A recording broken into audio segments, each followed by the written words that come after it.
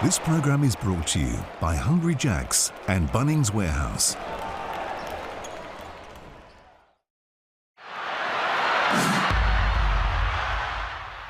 The NBL is absolutely flying, and I'll tell you what else is flying. My Bet With Mates group, my NBL Bet With Mates group is airborne at the moment, and yours can be too. All you need to do is get your mates together, start a group, bet together and share in the moment. And what you do when you have those nice wins, you share with the emojis. You get some of those smiling, some of those cash bag emojis. That's what you got to do on the NBL. So get involved. As I said, get your mates together, start a group, share the moment, bet together. It is fantastic. It's the way I'm enjoying the NBL this year. If you're doing so, gamble responsibly. You know the score. Stay in control. Gamble responsibly. This 4-game win streak Tasmania bring into Spark Arena. That is going to be a loud one. Oh, how's he get through that? Barry Brown, and it's raining threes at Spark. Derek Pardon, strong. Put that up. It's too strong. Is that going to count? It has to count. Getting into the key, off the glass, and in Will McDowell White, pouring it on. Brown for 3. Bang! Oh, Gerard. The Breakers refusing to take their foot off the pedal in this one. Breakers on a roll right now. They're taking apart the grand finalists from last year. 94-62. A beatdown on Tasmania.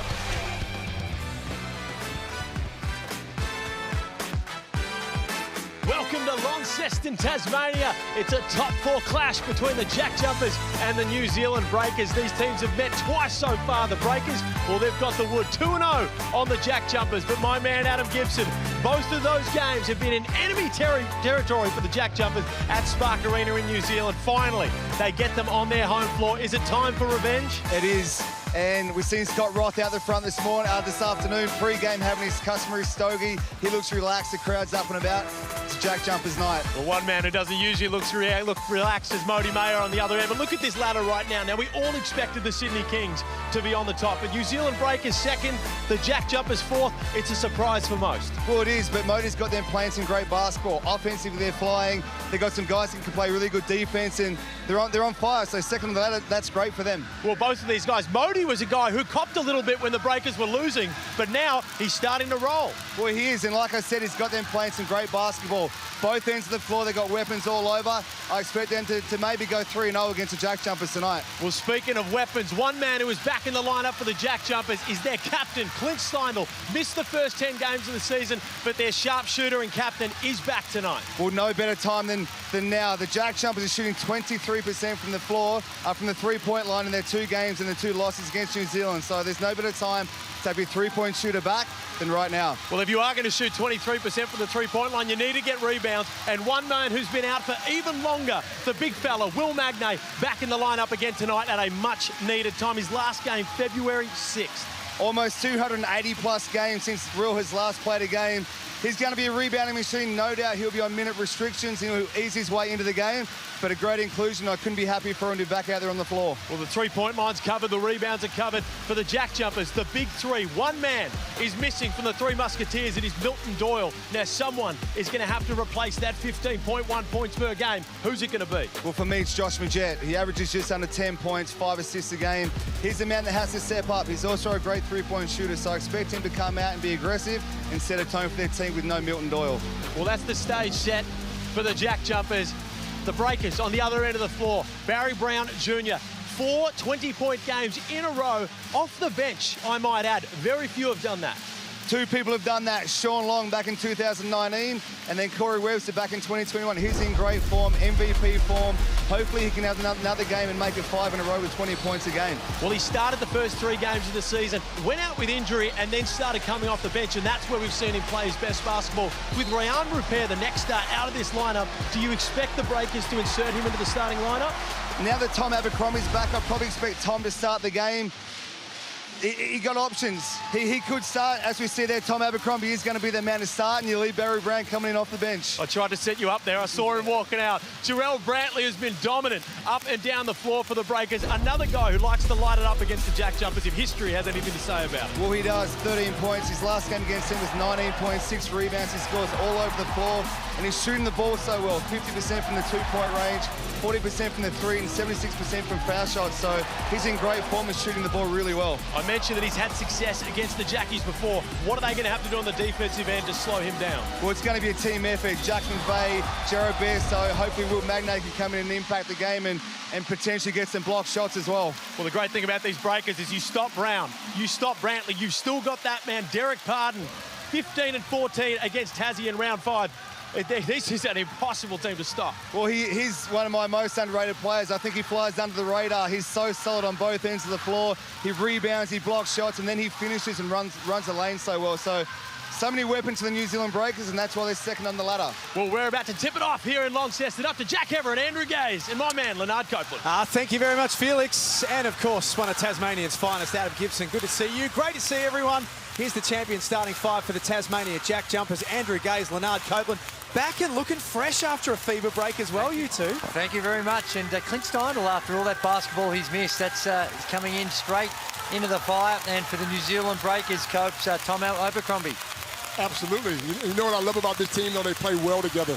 And although I like the fact that Brown comes off the bench and he's consistent, he scores the ball well, but they play defense.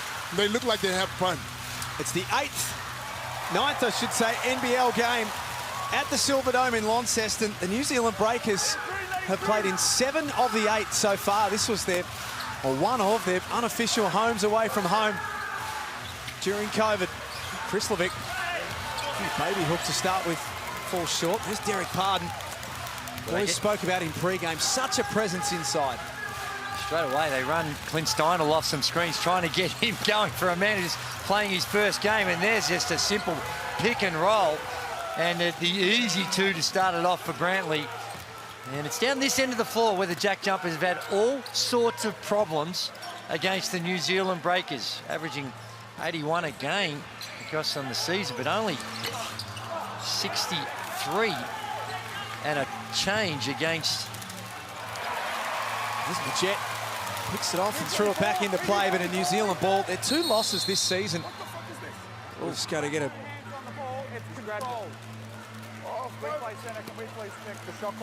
Just checking the shot clock. So the 2 games they have played this season, round 2, New Zealand won by 6, Copes. Round 5, New Zealand won by 32. We saw the clips off the top tonight. Both of those games have been in New Zealand, and in round 5, it was the Jack Jumpers' heaviest ever defeat in their short lives here in the NBL. Again, I said this, New Zealand played great. Although they haven't been together for a long time, they just look like they're having fun. They look like a different team. And for the Jack Jumpers, when you lose Kenyon, Doyle, and Weeks, I think they could be in trouble. It's only Arthur.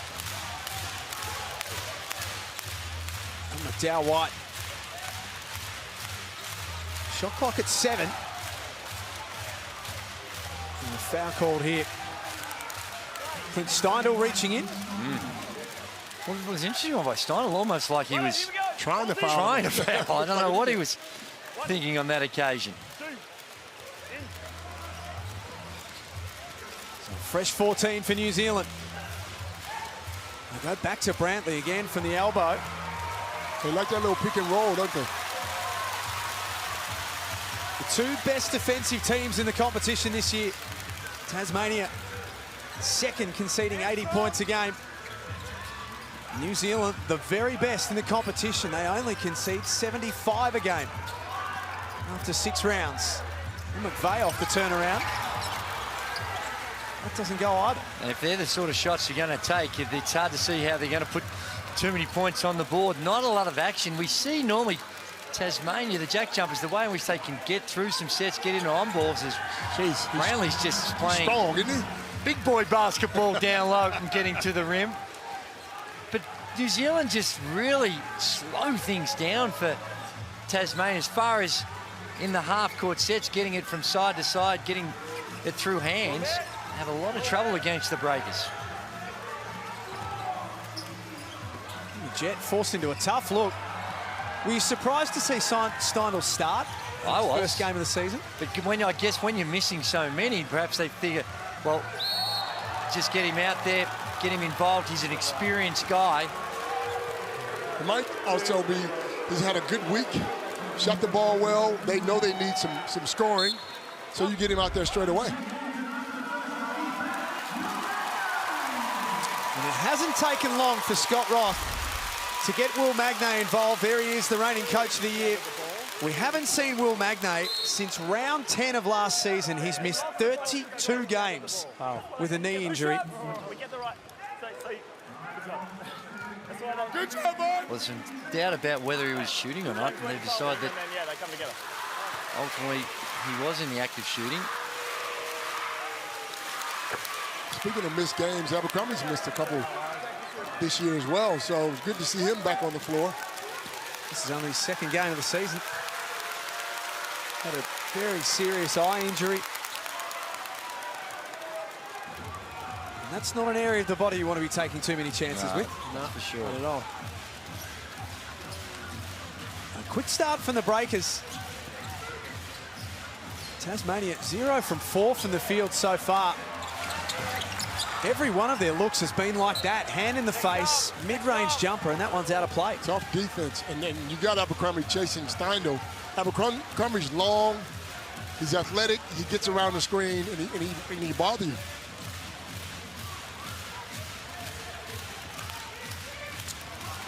McDowell White into the lane, and Magnay called for an early foul. Challenged the shot, but wasn't vertical. Free throws for New Zealand. It was a little 1-2-2 half-court trap they were trying to go to, and when you get past that front line, you've got a numerical advantage, and Will Magnay, when he's in form, he's a very good rim protector, but that time Will McDowell-White just had a head of steam up, was able to get up there and take it right at him, and he works his way for a couple of free throws, and, well, JackJumpers, all sorts of problems trying to score.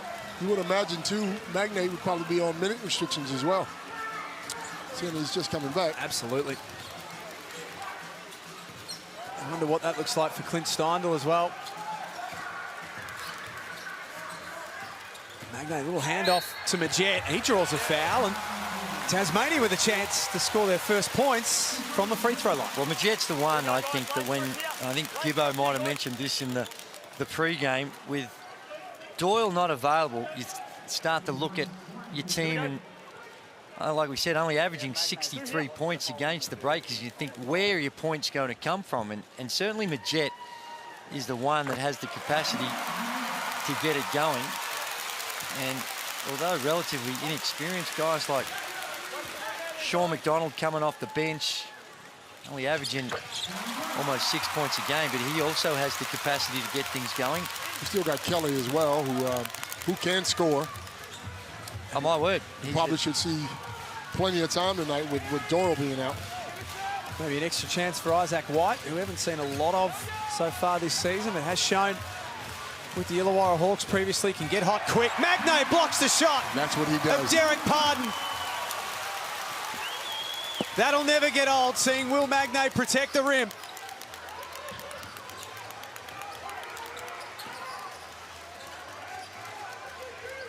Here he is up top, put the ball on the floor, and lost the handle, 2-on-1 up ahead. The Breakers make a mess of it. Threw it at the big fella's feet. I learned to throw that thing in the air, Gazy. That's right. Magnay's hit the ground 3 or 4 times. He almost like a baby deer. Just falling all over the place. Cubs getting all National Geographic on a Friday night. Bambi or something. Thank you, David Attenborough. Here's the Amy replay. Just playing bully ball down low, but just the size and athleticism of Magnay times it well. And he says, no, sir. Still only 24 years of age, Will Magnay. You get a feeling, because he started so young, he's been around so long, you just get a sense that he's a whole lot older than that. And those injury problems, that's why it's a real concern. My understanding is that those injuries really concerning, and it looks like there's been an off-the-ball foul. Pardon thought there might have been some flopping going on. 0. Here we see it. And he may have a case. Didn't look like there was all that aggressive. McNay spent a little time when he was in Hollywood when he was injured. But he's in the NBA, and see a lot of that going on in the NBA, that's for sure. 5.5 minutes remaining in the opening quarter. JackJumpers still yet to make a field goal. Oh dear. Got 2 on The upper. 2 on the upper. It's a tough shot, and something you don't see a lot with the JackJumpers. It was just on the ball, ISO ball, 4 guys standing around and watching McDaniel do his thing. Did you come in? A lot of talk about the rims in this facility as well as being the cause for why this particular facility is well below the season averages. If you take the 8 games that have been played there in recent times, and the overall scoring is well down. And one hand and he shoved him in his chest. That's what he did. What do you think, Ghost? You're a man that have you has played in every gym in Australia. I have played there. It was a long time ago. You still get your 30? Did you still get your 30? I don't recall, but it's not what you said pre-game. I know. That's not true. But it's, I think it's more in the head when you start to think about the rims. I remember when we played at the very opening game at the National Tennis Centre, when that opened up, it's now called Rod Laver Arena, that the rims were really tight. No, you're talking about really tight. Like super tight. And we were complaining, and the old man said, well, just don't hit the rim. Like that? Just like we said. See, there by Cam We Glidden. did change those rings, though, guys. No, they did. But again, I think it's a lot to do more with what's going on in your head some of the times. Sean McDonald fouled. Derek Pardon again. Jeez. Not happy with a couple of the calls that haven't gone his way in the opening quarter. Calm down, brother. Calm down. And you don't normally see a lot of emotion from him. This Cam Glidden. Catch and shoot, a 47% three-point shooter this season. That's his second foul. 2 for Liafa. 2 for Derek Pardon. Well, they play a very physical brand. They're up and in, and that's been one of the reasons for their success this season. So you... Here's Rashard Kelly. Jeez. Out for McVeigh. Another stagnant offensive set for Tasmania, and a tough look. Kelly up to the challenge. It is, and you can just see the way New Zealand, they pack it in. Easy, like we said, when there's a lot of stagnant bodies on the weak side, but gee, they do a good job of compressing in the paint, and the ball carrier sees a crowd when they're up there, and that in itself is a good deterrent for that penetration. Jamal Brantley, bottom of the net. Another one shooting at plus 40% from outside. I love the way he plays. He's strong inside, can shoot the ball from the outside, but more importantly, he plays D. He's up and in every time. Gee. That, to me, looked like really good pressure by Barry Brown. There's the 3 ball. Perfect 2 of 2 for the Breakers. And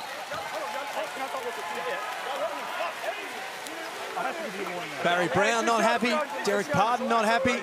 Monty Mayor not happy. well, I reckon they've got... Fair to say, there's not a lot of happy people in that stadium. Got him on the arm. Jan's not happy. That's a matter of opinion. I didn't think so. Probably not a great shock that there's a behaviour warning on Monty Mayor. Well, it's important, and how the game's officiated is important to the way they play. They want to get up and in. They want to put that ball pressure on, and when the games are being called tight, that's not in their best long-term interests, and already we've seen the foul issues that they're dealing with. 5 fouls to 3 in the first quarter, but for New Zealand, it's been all of their stars, and there's another one. Whoa. Brown gave a push-off. He's another one that's got some foul troubles to contend with. That's 2 on Barry Brown Jr.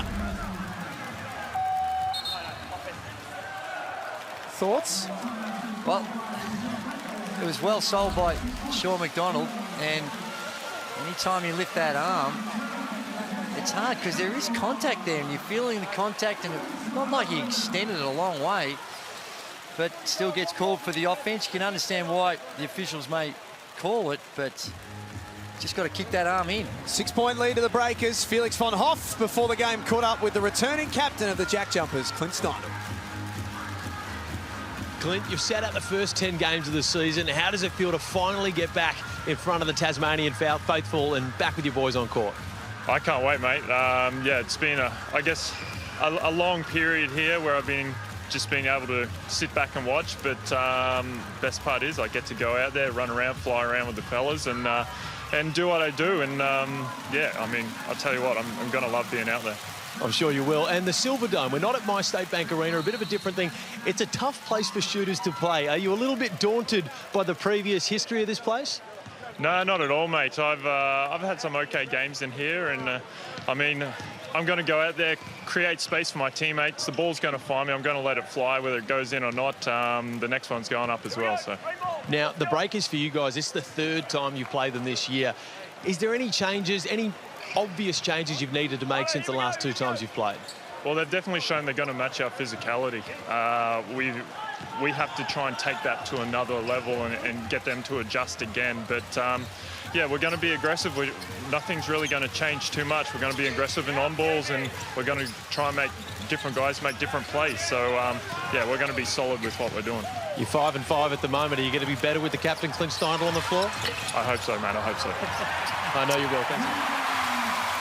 There's Clint Steindl pre-game, and there's Jack McVeigh, their leading scorer, with the putback.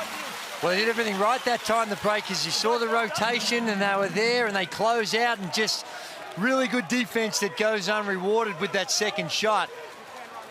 And failed the box out, and McVeigh, as he usually is, in the right place at the right time. He's on a hot streak at the moment. Last 4 games averaging 16, nearly 17 points a game, Jack McVeigh, and 11 from 23 from outside. He's got to be one of the most valuable players for that team. The things he brings offensively, the passion he shows on the floor. I've said this a long time ago. I don't know how he escaped out of Adelaide, because he's one of those young players that can do it all. And we've highlighted it across the season already. Every year, his numbers grow and increase, and he's getting better and better and better. Didn't he just sign a new contract as well? Yes, sir.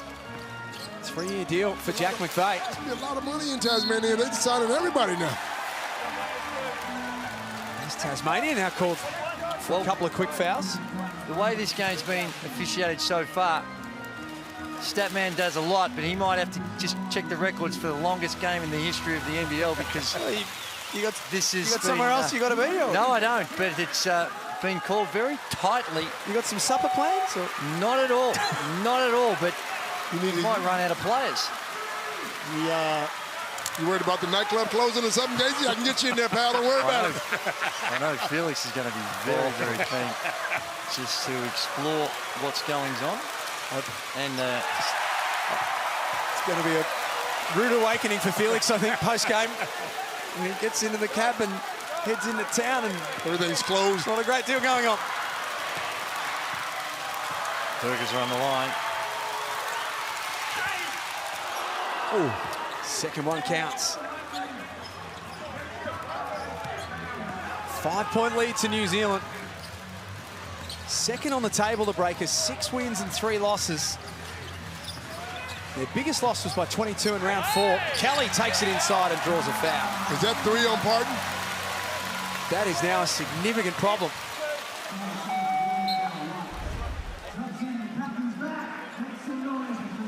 And McDowell White, by the looks of things, Copes reaching in for the foul.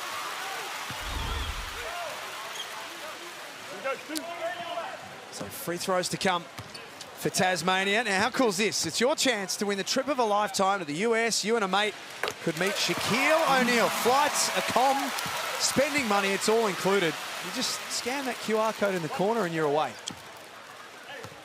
We need to get Larry. Larry's involved with Reebok organised. We need to get him to bring out the old pumps. Remember the pumps, Coach? Yeah, I played in those for a little while, yeah. Not sure that they really did all that much, but... But you thought they did anyway. They tighten them up. Put those shoes on, thought you were the fastest, could jump higher than anybody. D. Brown, the dunk contest, pumping up the shoes. Everyone had pumps when I was a kid at school. And if you had them, you had to be careful. They were tied up tighter, you'd lose them. Steindl. First game of the season. Kelly, long skip pass to McDonald. He's no good. JackJumpers 2 of 10 from the field in quarter number 1. New Zealand far better at 4 from 7. Abercrombie makes it 5 from 8. He's still tough, isn't he? Abercrombie's been around a long time, David. He certainly has, and just the smarts, the basketball IQ. He's still athletic, though. He's still very athletic to get it done. 371 games coming into this season. Wow. What's he now, 35? Yep.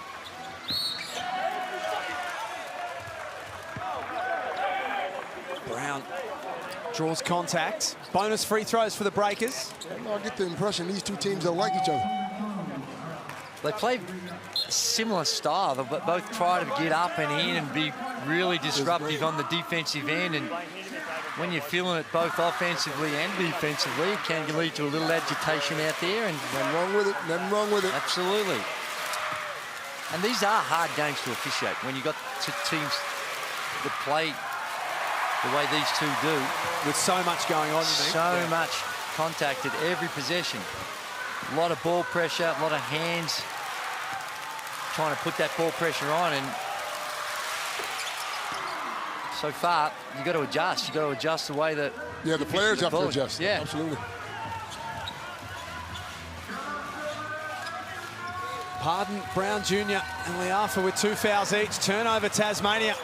Oh. Brown's got to get past Tasmania and the ball kids. 3 of them. It was 3 of them there. And still scored.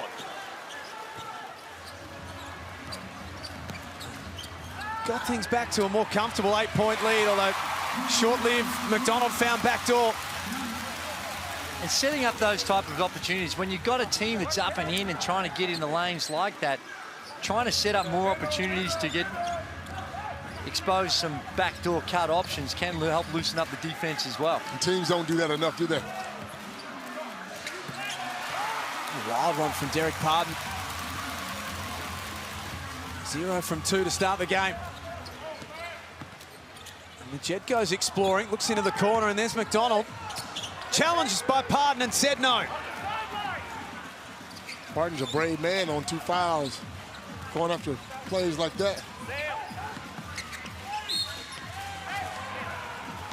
Vodanovic will find himself on the free throw line.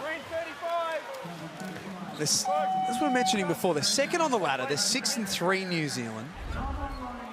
Are they getting the recognition that they deserve, Coach? Are they flying under the radar a little bit? That's probably what they want right now anyway, fly under the radar, because they got a solid team. I mean, they're solid from the starting 5 to the guys coming off the bench. Then you bring Abercrombie back in. You got 3 great imports. You know, you got Will McDowell-White and Liafa who can distribute the ball well. You got a great coach. And more important than anything else, after this game, they get to get on the plane and go back to New Zealand, bro. Where they didn't have that for the last couple of years. So I just think they're flying under the radar, but they're going to beat a lot of teams this year. Oh, absolutely. When they get everyone involved, you have to put them in legitimate contenders for the whole thing, particularly because of what they do on this end of the floor. McDonald, beautiful pass inside for Krislovic. Their rotation's not great, though. They got burned on 2 wide-open layups after trying to double. Wow. And Bogdanovic throws that into the stands at the Silverdome. It was the right idea. He's wide open, just a terrible pass.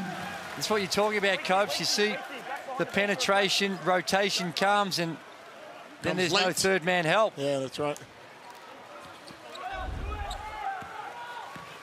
That's unusual, though. Across the course of the season, you know, you're going to have some breakdowns from time to time. Steindl buries the three. 2-point game as we close in on quarter time. A welcome return for the JackJumpers captain.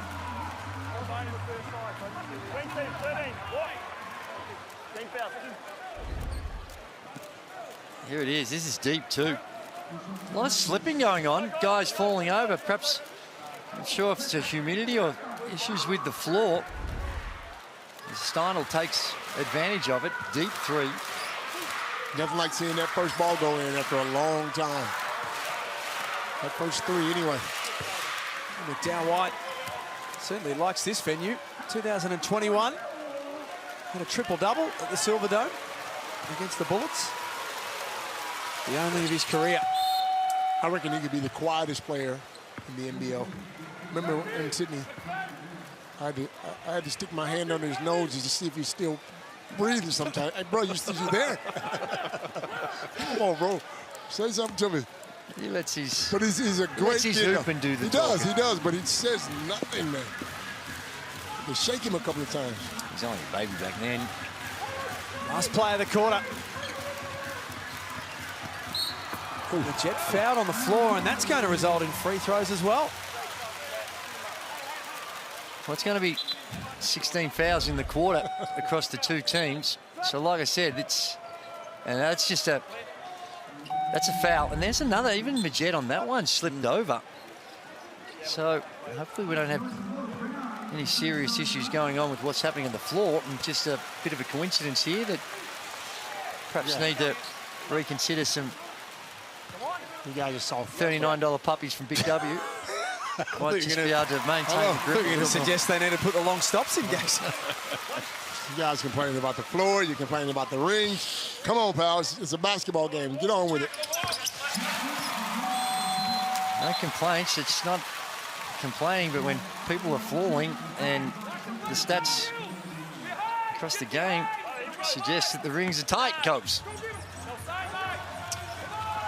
This is going up. It has to. Brown just before the buzzer. No good. The Breakers lead it by 2 at quarter time. 23-21 at the Silverdome in Launceston. You're watching the Hungry Jacks NBL.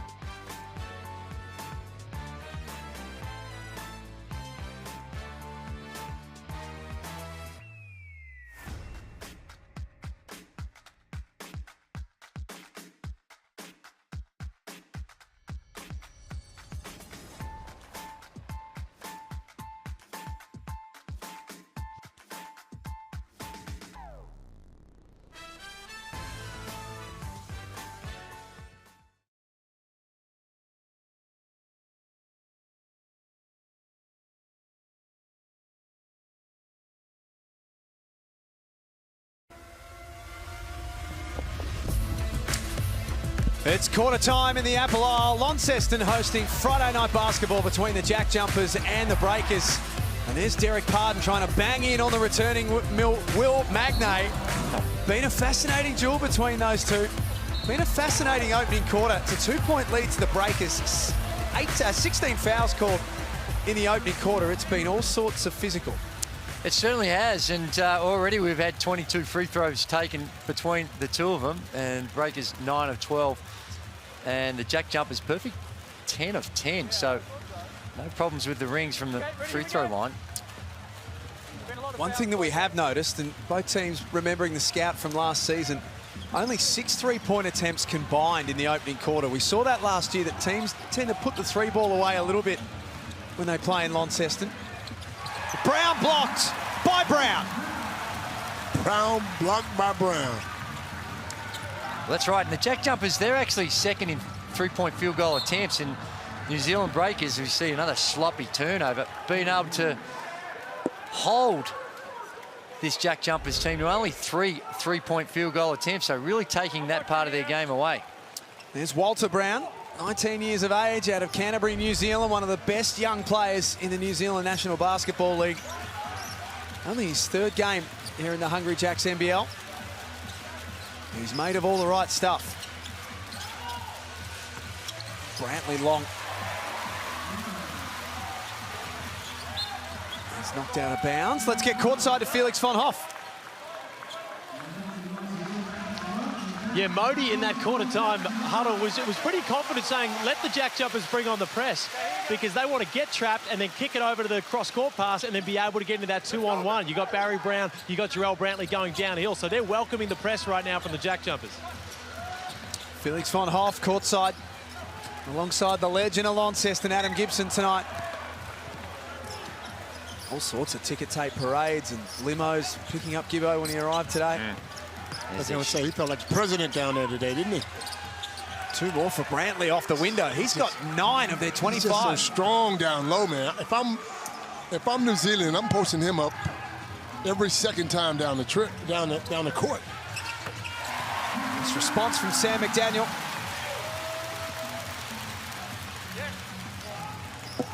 Brings it back to 2. Another who's had a disrupted season. There he's called for the foul. Only game number 5 for him. You know, and we can point our attention to the officials when there's been so many fouls called, but that time of McDaniel, just at the centre line, just leaning in, you just can't get away with that. First foul of the quarter. Let's get courtside to the most famous man in Launceston tonight, Adam Gibson. Well, I don't know if that's me or Felix von Hoff, the Bachelor, but just in the JackJumpers huddle, Josh Majette, he took a lot of that. He loves the aggression, just want to try to do that without fouling. Try and just draw more fouls and try and get the Breakers into foul trouble. Barry Brown Jr. is a real focus for them. They want to play him tight when he gives it up, try to nom the ball back and not let him get touches. Beautiful knockdown there from Brown. He's up to 6. This lead currently 5. Majette pulling up for 3. Second chance opportunity. McVeigh not shy. It's off the front of the rim.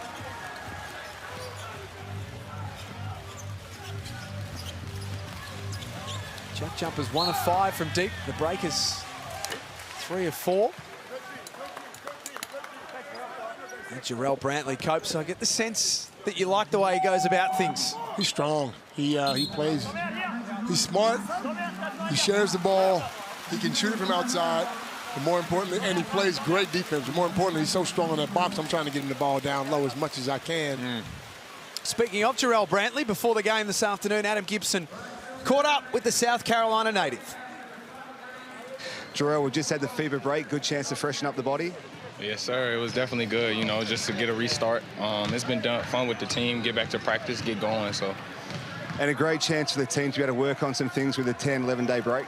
Yeah, definitely. You know, sharpen up our tools, you know, while still getting healthy, getting our guys back, feeling good, so. And I don't know if you realise this, she's shooting 50, 41% from the 3 and 76% from the free throw line, 50, 40, 90%. Maybe work on those free throws a little bit. Yeah, no, I didn't know that, but that's definitely good. You know, just keep working. Stay aggressive. Coaches give me a lot of confidence. The team gives me a lot of confidence. So just staying aggressive, I know good things will happen. And your brother's been out here. Obviously, good to have him around the team and out here on this experience with you as well. Yeah, definitely. It's been a growth process for me and him together. You know, we've been watching each other's journey since we've been kids. So just to be in this environment, high-level professional environment together has been super special. And I hear that you're the ultimate team guy. I heard from one of the guys you bought all the team smoothies after practice or at the airport. Yeah, no. I mean, love to show guys, love to show guys love. We got a good group, and so you know, just cherishing the time with these guys. Good luck for the game. Sir, thank you. I got a question here now. Most of these guys are coming out here with their brother. Gazy, you guys didn't offer to bring my brother out here when you signed me. Maybe you were a handful, though. I probably thought, geez, we can only handle one Copeland. Surely there is only one Copeland. Jesus. Got my brother with me. I got my agent.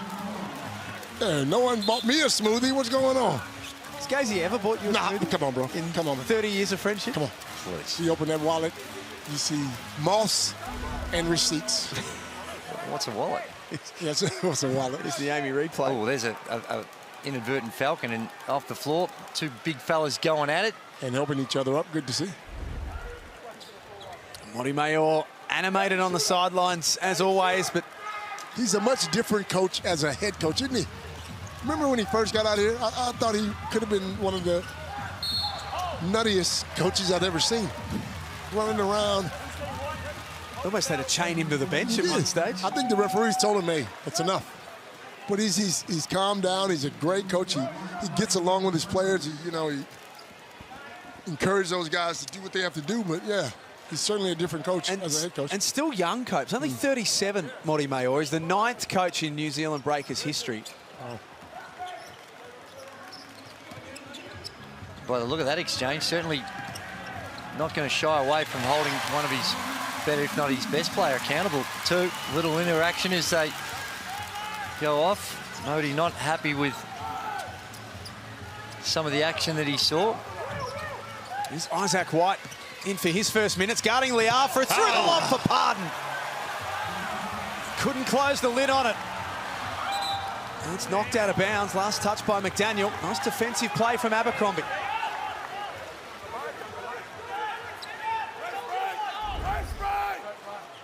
It's a nice little play there, isn't it?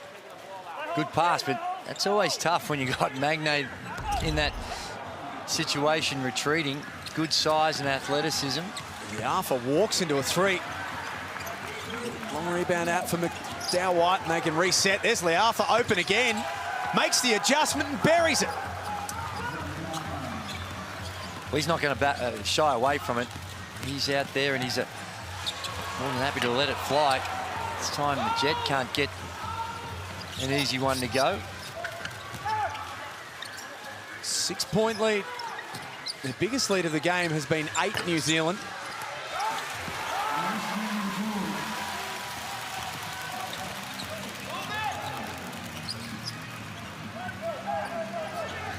McDaniel. Can't get away from Liafa. Shot clock down to 7. The defense is just swarming. They're getting all physical with Tasmania, and they're forcing tough looks like this one. Jeez, that is a great defensive stance. Well, it is, and give a lot of credit to Pardon. The big fella was out the top, switching out, putting ball pressure, sliding his feet, active hands. Outstanding defensive set for Pardon. And then he takes it at Magnay, who says no. He said, come on, homie. And McVeigh to the other end lays it up. Will Magnay is back, ladies and gentlemen. Well, he's doing what he does best, and that is protect the rim. Already that's his second block on the night, and that one spectacular. Liafa gets that to go. And this is a good drive that we see by Pardon. He attacks the rim and Magnay, and just That block leads to a transition option, and McVeigh finds his way to the cup for an easy 2. Gee, Will Magnay, not only was it the block, he certainly wanted to give us a flex and just let us all know that he'd been in the gym in the time he's rehabbing that knee. We are for short on the extra. Let's get to Gibbo courtside. I talked to Will Magnay before the game. He's renowned for his block shots. I told him that the Breakers only get blocked 1.6 times per game, and that's a low ever since 1983. I set him a challenge of 5 blocks today. He's already up to 2. Right in the corner. I think the good thing out of that too is that for everything he's battled with his knee and the body, the hops are still and the bounce is still there in his first game back, which is fantastic. Not a lot of pressure on scoring. He does what he does, which is protect that basket. And it's nothing like getting up and in, playing great defense when you know you got somebody that big and that can block a shot behind you. Breakers call a timeout. 4 points the difference. 33-29 they lead. At halftime, we're going to learn more about a very, very interesting character. The coach of the New Zealand Breakers, Amodi Mayor. Here's a sample of what's coming. Passion to become a coach derives from just the love of the game. Bogdanovic puts it up, does it drop? It gets the roll! The ball bouncing, the net swishing, stuff like this. But there's a lot of great challenges that come with coaching that connect to different experiences in my life. At the base of all of that is helping people kind of fulfill their dreams and be the best versions of themselves. First became a head coach at 32 years of age in the Israeli Premier League.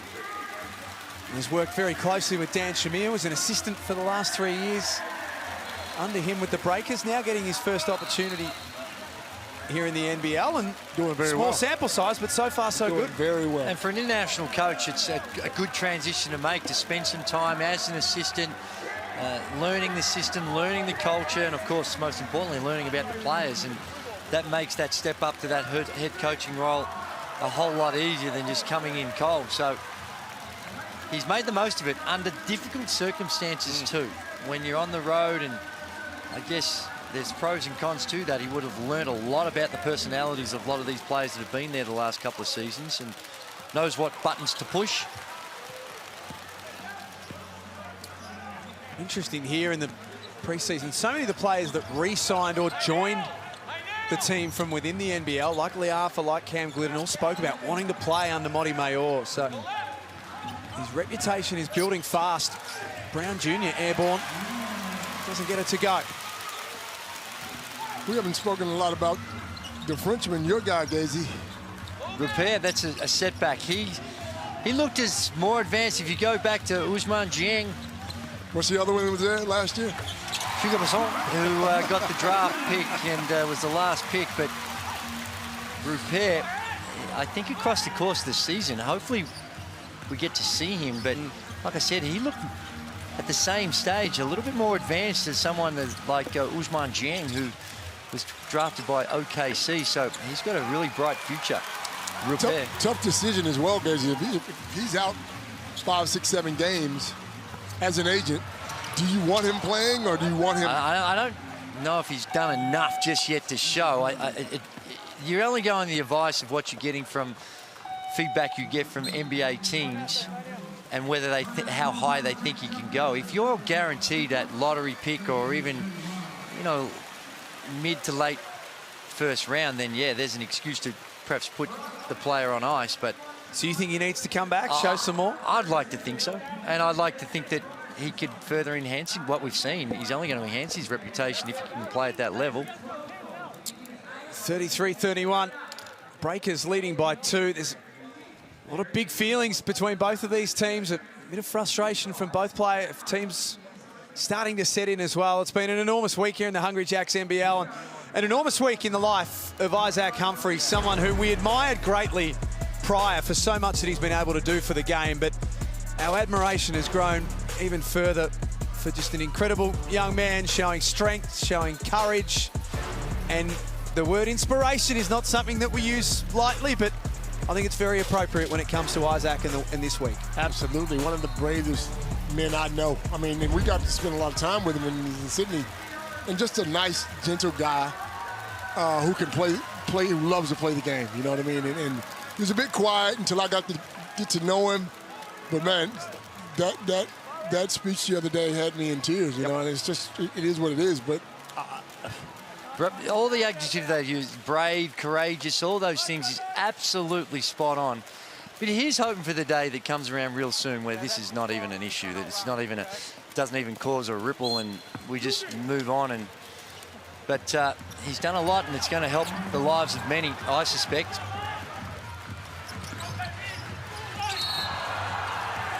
Arthur. Hard of the basket. Foul called. Got a charge? Offensive foul. That's his third, I think. Yep. They've been walking the tightrope, a few of these New Zealand players, with their foul issues, and that will be number 3 on Isaiah Liafa.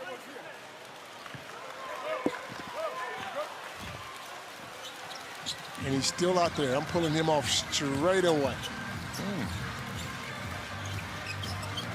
It's a decision you got to make, isn't it? Offensively, I'm going at him straight away. And that's what they did, and we lock it up at 33. Sam McDaniel starting to get going. He's got 8 points on 3 of 4 shooting. Brantley unsuccessful. Nice hustle, Bairstow. Tasmania heading down the floor to take the lead for the first time in the game.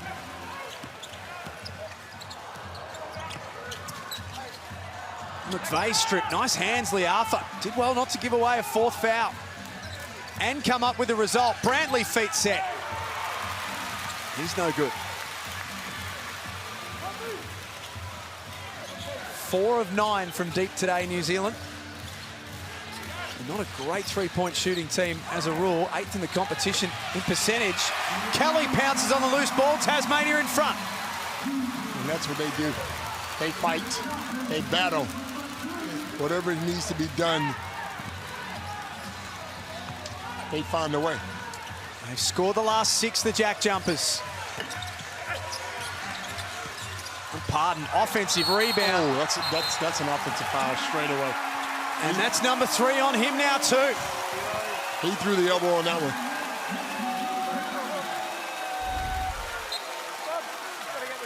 Here we have a look. There's a good rebound. Did it?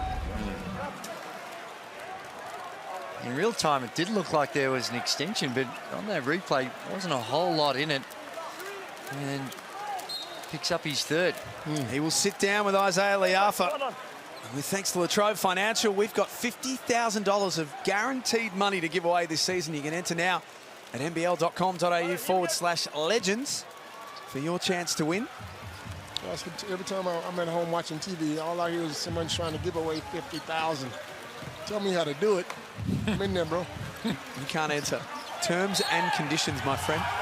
Terms and conditions. Points count for White.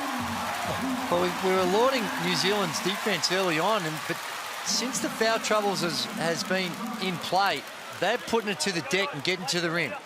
And as such, a lot more tentative in the way New Zealand are defending, as you'd expect when you've racked up already 12 fouls as a team.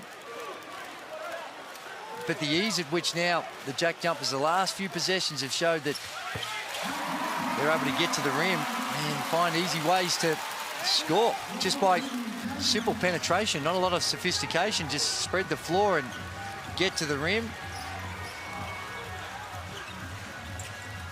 The Breakers want to search for a bucket as well. They've got a little cold. Vodanovic off the glass, and then a foul called on Brantley for a hold. New Zealand are back in foul trouble again. That's their 5th.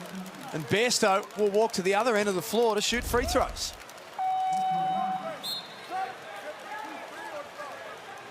Well, the arms were tangled up there, and it's who's grabbing who on those ones, and that time there Brantley gets called, but and that's 3 on him. 3rd foul on him. So 3 on Brantley, 3 on the upper, 3 on Pardon, 2 on Barry Brown Jr. that will impact your defense. As much as the coach will go in there and say, hey, don't think about just play smart, play good defense. But when you know you're going to get yanked on that next foul. Let me tell you something. You just... If you got 3 and you know you're going to get yanked on the next one, I'm playing the Olay defense. Olay, go past me. I got somebody behind me trying to help me. I missed that one. 11 unanswered points for the Jackies as they make a run to half-time. Brown Jr. turns it over. Big momentum shift in this game.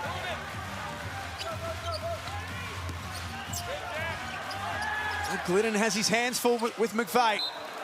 Abercrombie saves the day and knocks it out of bounds.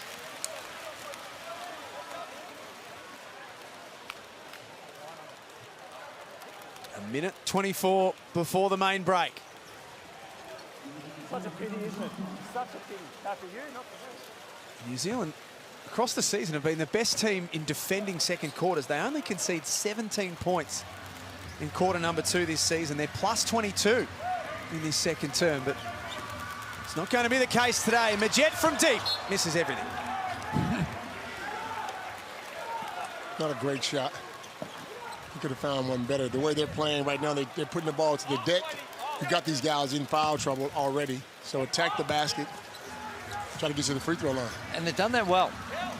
The Breakers, as far as guarding the three-point line, 1 of 9 for the JackJumpers is, like we mentioned, a team that shoots a lot of threes. And they shoot it well, 35% from the three-point line. Lost the handle.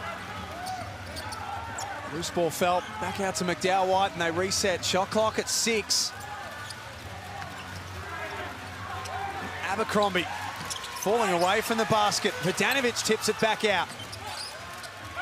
Abercrombie got his man up in the air. What about the finish? That's what he does. He's a smart player. Breaks the run at 11 straight points. Wow. Kelly threw a bullet into the paint. We did, and Brown's getting called for the foul for the reach in here. And that's going to be his 3rd. Come on now. Yeah. Tree. We'll get another, hopefully get another look at this one, because this is one where he's coming in from the top and just trying to get in there and fill the lanes. Puts his hand in and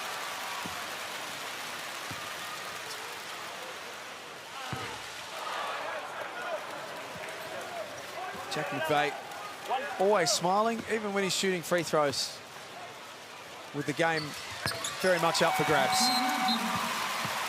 I asked this question before at another game. When you got guys in foul trouble like this, what's your strategy? Do you play zone in the second half? well, they might have to look at some alternative, but clearly they're doing what you're always suggesting. The JackJumpers are really trying to expose that and get to the rim.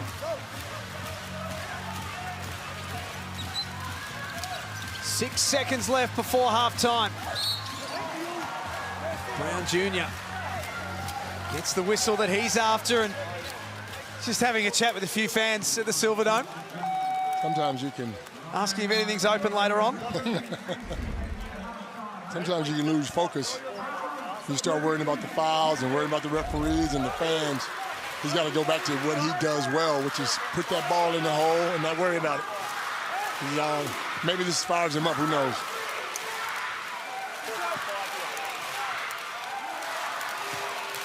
Yeah, they make a big deal about him coming off the bench, but really he leads the team in minutes played. He plays starter minutes, almost 29 minutes a game.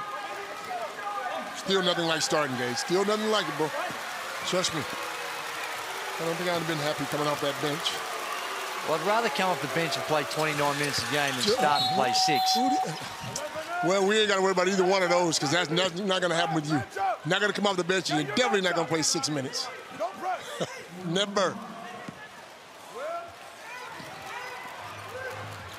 And the Jets got time to get this away. Oh, this falls short. JackJumpers lead at halftime at the Silverdome. They win the second quarter. There's no easy buckets in this game. It's a defensive slog, and Tasmania have their noses in front at halftime. 41-36. You're watching the Hungry Jacks NBL from Launceston.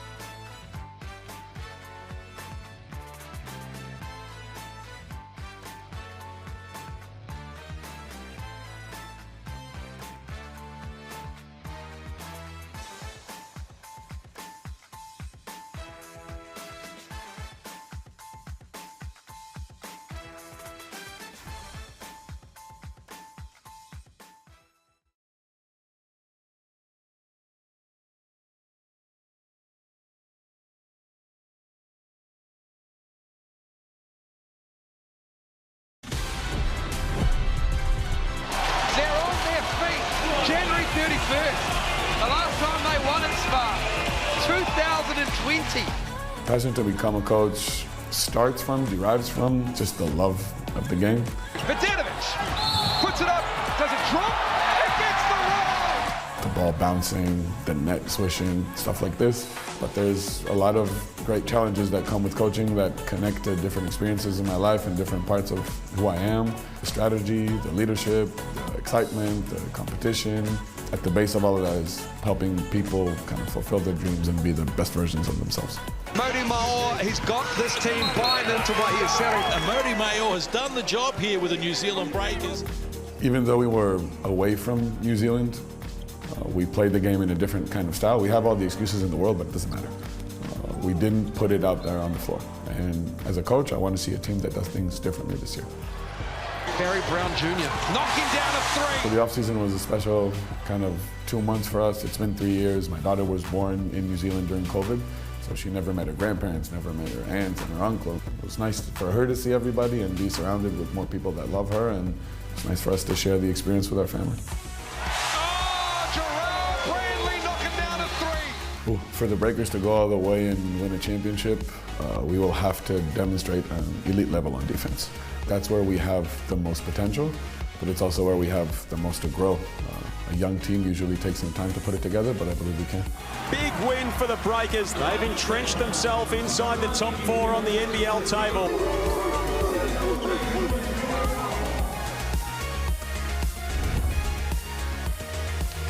Welcome back to Launcestons, where it's the JackJumpers who hold a slim 4-point lead over the Breakers. We could cut and slice this game 1,000 ways, Adam Gibson, but we'll start off with momentum. At the start of the game, it looked like the JackJumpers were barely going to score, and all of a sudden they got a 4-point lead at the half. Well, it was a slugfest. New Zealand came out and played super physical. Obviously, there's a lot of fouls. They're going to have to clean that up in the second half. Second quarter, JackJumpers, they settled down, they got the ball inside the paint. Clint Steiner finally hit a three, and they were off and running. Well, we'll check out the Hungry Jacks highlights right now. They were slim for the JackJumpers early, but you look at the Breakers, who started on fire. Well, they did. They got the ball inside. Here we see Cam Glidden knocking down a three-point shot. They moved the ball well, but their defense in the first quarter was elite. Obviously, the second quarter was a different story. A lot of turnovers, a lot of fouls, a lot of guys in foul trouble for the New Zealand Breakers. They've junked it up in this first time. Were you surprised to see Clint Steiner in the starting lineup, and even Will Magnay was so long on the pine coming into the game so early? Yeah, I was. Yeah, obviously, we don't know what's going on behind closed doors at their trainings and whatnot. So Clint's obviously in great shape and ready to roll, and maybe Scott wanted to ease his nerves and start him in that game. And obviously, Will Magnay had a great impact, as we see there. One of his 2 block shots for the first half, and what an inclusion to have him back in their lineup. Well, you brought out one of the best stats. 1.6 times that the New Zealand Breakers are usually blocked, and Will Magnay already with 2 of those, so he's already broken that. What we want to point to right there is the fouls. We can't see them right now, but obviously a lot of teams going to the free throw line at the moment, but the JackJumpers not shooting that well from the outside, probably lucky to have the lead at the moment. Well, the Breakers are lucky to be only down by 4. Shooting 1 a night again. The JackJumpers have had real issues shooting threes against the Breakers in their first 2 games at 23%. So they need to clean that up. They need to make some shots. And for the Breakers, 4 of their main guys are in foul trouble. Liafa, Pardon, Brantley and Brown all on 3 fouls. They have to watch that in the second half. Well, we just saw a little piece on Modi Mayo. How do you approach this as Modi with those players? You mentioned your key players in foul trouble heading into the second half. How do you approach that? Because this has been a fourth quarter team all year. Well, they have to stay without foul trouble. Obviously, you can go to a zone. The guys upstairs mentioned that. That might be one option, but they just have to play physical, but without fouling. Keep their hands out. There's been a lot of reaching fouls, a lot of ticky-tack fouls. That's just discipline, so they have to be smarter and not reach in this second half. Well, one player that the JackJumpers have struggled to contain in the previous matchups, and again, somewhat tonight, is Jarrell Brantley getting it done. Now, the JackJumpers trapping at the half-court line has opened up Brantley for a couple of those full-court goes. It has, and it worked early. It didn't work early for the JackJumpers. It did in the second quarter, so that's their style, but they did a great job of getting Brantley the ball, and the Breakers need to go back to that. He's so good inside the paint. He can shoot threes. He's shooting the ball so well. They need to get him more of the ball if they're going to win this game. Well, the Breakers, their last couple of games have been massive fourth quarters. We've got a full half to go. The JackJumpers lead this one by 4. We'll see you on the other half of the break.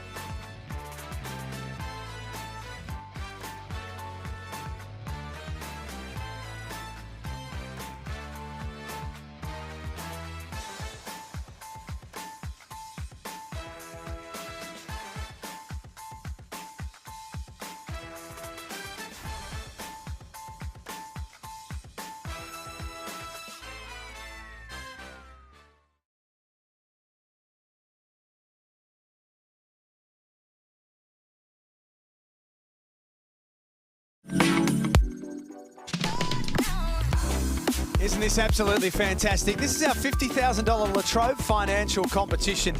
Shoot from half court and 50K is yours. Here are some of the practice shots that are going on around Australia right now at school courts, inside gyms, a couple of backyards, wherever it may be. Nice. Send us yours, nbl.com.au/legends. Toddy Blanchfield, did you see the one that didn't count, the one in Perth from the other three-quarter court? Look how beautiful that looks. Half-time in Launceston. 9th NBL game at the Silverdome. It's one great thing about the JackJumpers. Right from day one, they've embraced the entire state of Tasmania. They're not Hobart's team, they are Tasmania's team. They go up and down the roads. They do clinics everywhere. They've been doing a lot of clinics in the last 7 days. With the FIBA break, they take games to Launceston. They have captured the imagination of Tasmania. Which was one of the challenges when they brought this team to Tasmania, because we know they're very patriotic, the north and the south, and very competitive in sport, in their domestic football and basketball, and now to see them really embracing this JackJumpers team, it's fantastic. And they're big time, because I see some JackJumper jerseys in Melbourne, so you know they're big time. Offensive foul. Wasn't the ideal start to the third quarter for Tasmania. And I know he's not starting the game, but Rashad Kelly's one that got to find a way to, I think, to get him going a little bit more. Only had the 3 field goal attempts, 2 of 3 from the field. He's got the 6 points, but he's one that, so far from what we've seen this season, can really help keep that court scoreboard ticking over. No Milton Doyle tonight for Tasmania, out with a leg injury. Jared Weeks also not playing with a leg injury, and Matt Kenyon to miss close to 6 weeks with a calf issue. Liafa from outside. That's tough.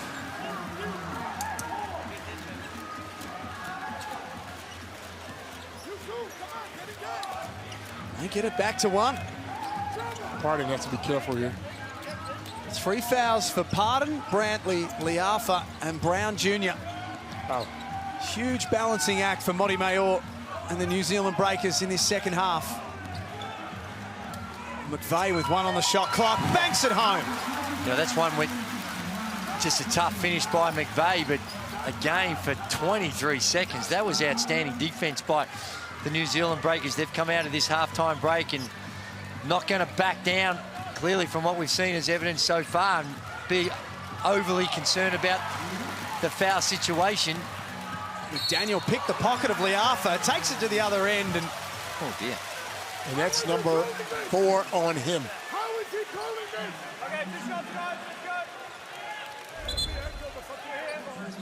Well, there's the little fumble. Gee, I don't know what they called on Liafa. The only thing that may have brought him undone is with that right hand, just grabbed the waist, perhaps. But that's one.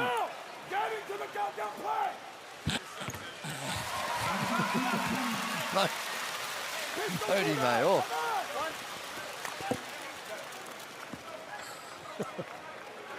Just frustrated. Everything that he's got, the body language, he's doing whatever he can to try and provide some inspiration for his players. So what do they do, Copes? How do they juggle all of these foul issues in the second half? It's tough. It's going to be tough. It looks like Daisy said, they've come out and just said, we're going to play our game. But at this rate, there's not going to be enough players on that floor to finish this game. That one on McDowell White. His first. Not quite the same issues to negotiate as some of his teammates. Will McDowell White. Breakers by 4. Pardon may have got away with a travel. Doesn't finish off. Chases after that loose ball. Majet dives on it. And now a bit of a tangle. Frustrations have been building in the first half. Now it's starting to really simmer. A lot of something about nothing, really. Just here, good effort. Pardon does a good job of avoiding a foul. Abercrombie's there. McDaniel just comes in to lend a helping hand, and then just a little pushing and shoving goes on. Really nothing going on whatsoever. That's Gazy if he's ever been in a push and shove. Ever. Many times. I'm not even going to bother asking. No push and shove. Brantley. Long ball is good. Solid. He's solid, man. I keep talking about him. I love the way he plays. He's not selfish. He plays defense, Gazy. It's hard to find an import that plays both ends of the floor. We're rare. We don't come out here often. He has 12 points as the game's leading scorer, the only one in double figures. Here's the Amy replay. It's the penetration, draws the help, the kick out, and his skills have been recognised. Second round draft pick, I think he was, and 41 games with Utah, 2019 to 21. Played 4 playoff games also. Brown Jr., one into the other, lovely finish. New Zealand back in front. He's a scorer, he's a scorer. Well, that's the thing. When he gets the ball in his hand, he is a shoot and score first type player wherever he catches it, and that time goes the length of the floor virtually, and relatively easy one. And there's a travel by Steindl, so cranking it up on the defensive end now, the Breakers, and starting to get the rewards. We saw early on that was a good intensity on the defensive end, and they weren't able to get the reward with some stops, but really starting to pay off, grinding it out. Magnay checks back in. Fabian Krislovic sitting down. New Zealand lead by 1, Tasmania. Only scored 3 points in quarter number 3. McVeigh got a piece of that drive.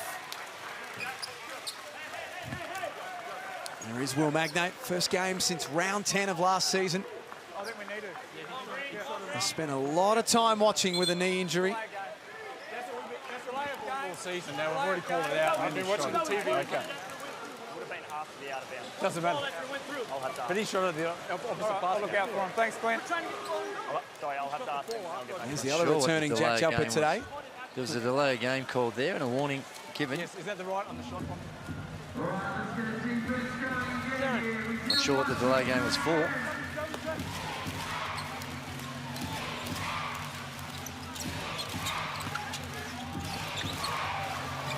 Dangerous pass, almost came undone. McDowell White threw it at the basket. Had longer than he thought. There's still a couple of seconds left on the shot clock. Could have gathered, but just wasn't aware of how many seconds remain. Steindl turns the corner, bang! It's so long coming off those screens. I don't care who you got on him. You know, if you're a youngster out there and watching, and yeah, you look at the arms and how he shoots it, but the footwork when he comes off those screens is outstanding. And there's a little penetration and a nice finish by Pardon. I beg your pardon. Scores level again. Derek Pardon's first bucket of the game. Does have 8 boards.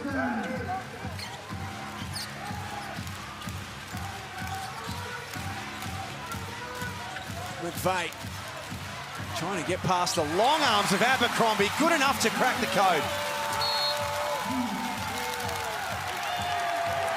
And Brown Jr. whistled for foul number 4.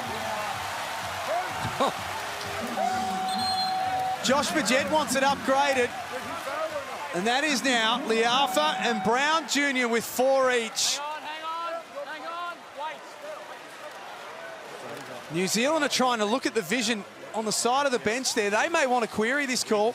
Well, we got the contrast. They might want to query it. And the Jack Jumpers are suggesting it should be upgraded to an unsportsmanlike. Fair, so we've got contrast. All right, so we're going for a C1.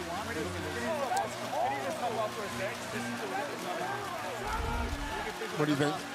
Well, I think he flopped, but I think that Brown, it's with that left arm, he swings it. If we get another look at the replay, just watch the left arm. It goes a little high. And I think he was just trying to shrug him off. I don't think the intent was there to anything malicious. And have a look here at the top of your screen. And he just swung his arm and just got him in the back of the bonds. I think the referees need to grab both coaches and say, look, tell your boys to clean it up because we don't want to keep blowing the whistle, because if we do, there's not going to be any more players to play. Well, I think that horse has already bolted, Cope. So it's already we've got some pretty significant foul issues, more so leaning towards the breakers. It's going to be Brown's fourth. Here's Vaughan Mabry. Surely that doesn't get upgraded, does it? So we've got an upgrade to an unsportsmanlike foul Surely on it the does. play for a high elbow to the head, 2 shots. A high elbow to the head.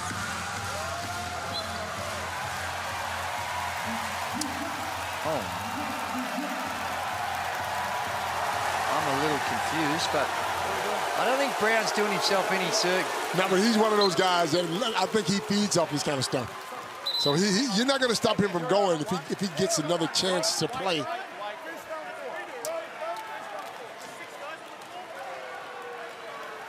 Unless there were some other angles Yeah, that's available that perhaps we weren't able to see. Privy to. But at first glance. So is that 4 or 5 on him? It's 4. It's 4. It's 4. He's still standing on his feet, Barry Brown Jr. So he's one of those guys that... And still 6 minutes remaining in this third quarter. The Jet from deep, really deep in fact. That's what I was talking about earlier. You got him going now. Get to the basket. You take those 3. Yeah, I know you want to get yourself going, but you're 1 for 11. It's a bad shot. Dow White dances into the lane, brings it back to a 2-point game. Yeah, I think you're spot on, Coach. The timing of that one, really good chance for the Jack Jumpers to make the most of this circumstances. And he's, geez, not shying away. 1 of 12 now. There comes a point in time where you don't put the cue on the rack, but you just be a little bit more selective. Comes a point in time when I take his ass out the game. That's the point in time right there, bro. You got to come on over here and sit next to me, because right now you're blowing it for us. I think it's... You're trying to go 1 on 5, and you're 1 for 12.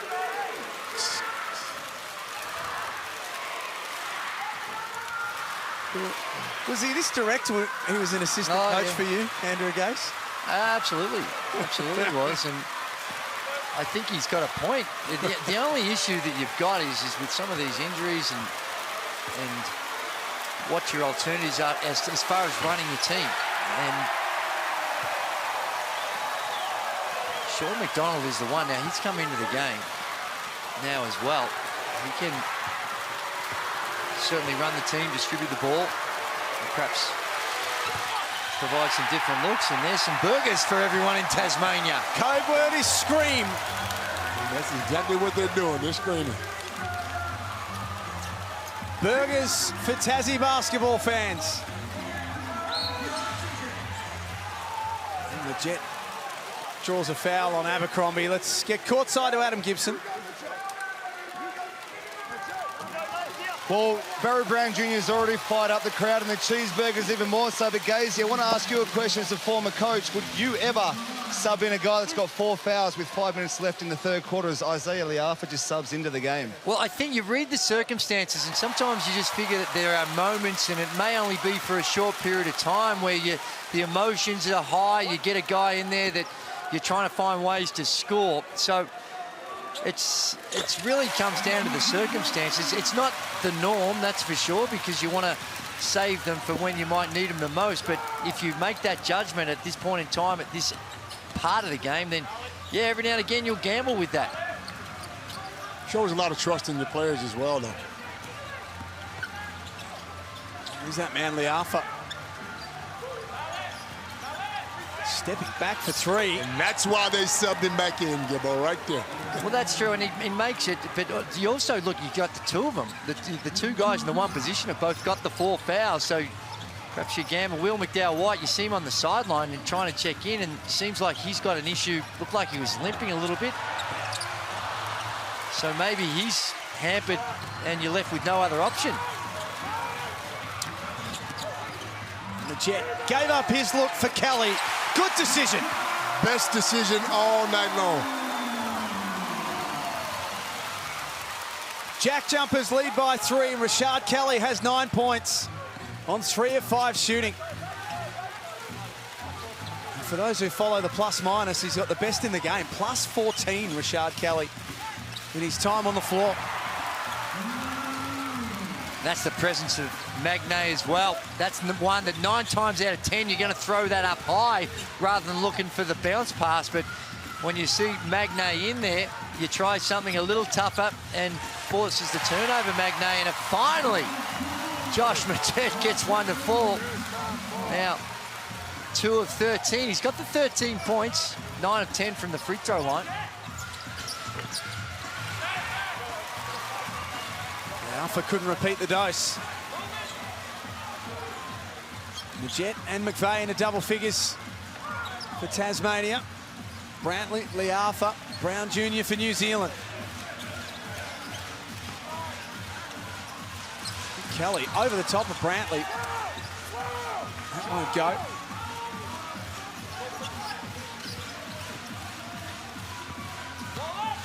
Pardon rolls to the cup, draws the foul on Magnay. 22. He'll be on the line. I think with this foul situation too, this is a big time for Cam Glidden. Hasn't played a lot this season, but with his experience, and now you would suspect getting more playing opportunities with those foul situations, he's one that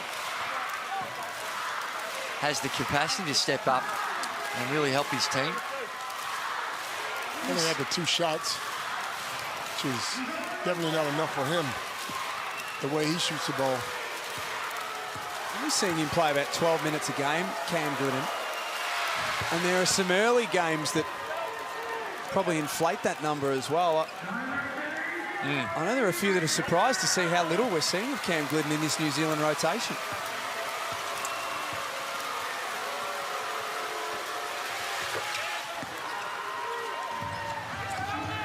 Pardon makes both free throws.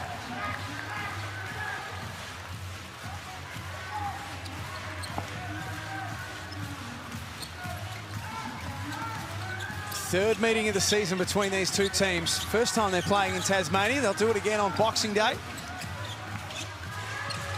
McDonald glides through the air and scores. First points of the night.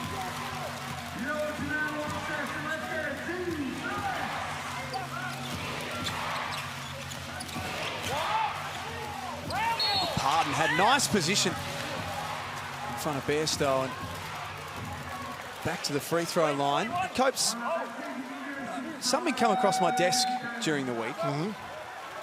Is it correct that, should you be on a golf trip right now? Is it correct that, I mean, well, it's the 3 of us every Friday for the season. Well, obviously I got my dates wrong. Last time I checked. Obviously I got my dates wrong. I got told that you had scheduled a golf weekend and had forgotten about Gazy night. Well, let me tell you something. I scheduled it and I unscheduled it. And I got that call. You better be at work, bro. You won't be hitting any more golf balls running around here. If you don't turn up, you'll be picking up the golf balls. That's right. That's right. Thought it was a 2-week FIBA window. I did. I actually thought it was 2 weeks. Nice. Last couple of possessions going into Pardon. He's been able to work his way to the free throw line. I like that last play. The little cross screen, a little bit more away from the ball action to get him involved rather than just going with the on ball.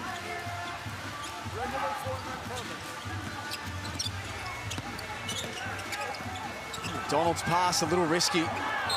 Oh. Brantley and Bairstow get caught up. And with some of the fouls you call, every time you hear the whistle, you get nervous. You're thinking, what's it going to be? Is it going to be another foul? Pardon's going to pick up his 4th. What's happening? And then you just get that relief when it's not there. There's McDonald just trying to get in there. The traffic, more of a fumble, I think, than an errant pass. And tell you what, though, speaking of Pardon, he's done well To have 3 fouls at halftime and the way he plays defense, he's still up and in. He's still bumping every cutter. Well, you know, when you've got that foul trouble, if you be tentative and you start thinking about it, the best way to avoid fouls when you've got fouls is good, sound, fundamental defense. 1 on the shot clock. McDaniel had to get it away. Long rebound for McDowell White, who takes it from one end to the other. Doesn't get the finish off the window. There he is, though, running the floor, banging away. Jeez. Body's going everywhere.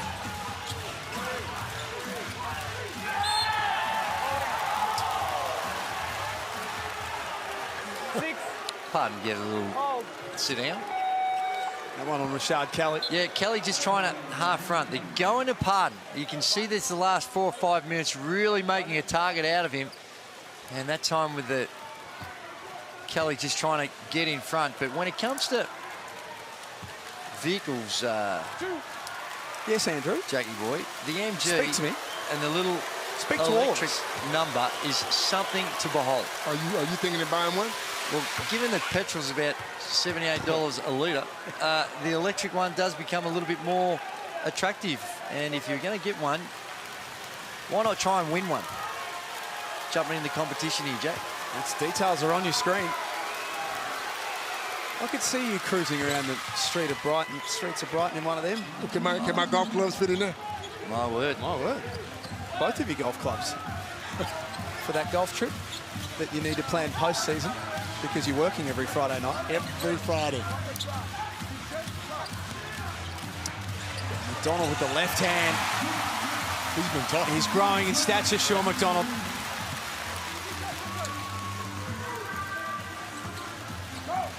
Push it back out to a 3-point lead, Tasmania. Final minute of quarter number 3. Glidden wide open. That's what he's out there to do. That doesn't stick. Oh, he's in the corner. Vodanovic, catch and shoot. Also no good.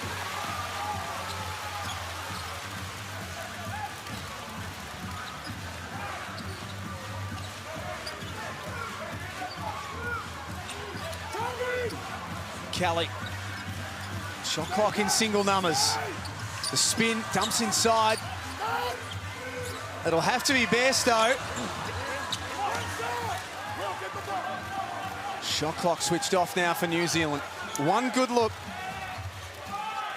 And takes some momentum coming into the last quarter where they are so strong. Vodanovic. 3-point game at 3/4 time. The JackJumpers lead 61-58. You're watching Friday Night Hoops in the Hungry Jacks NBL.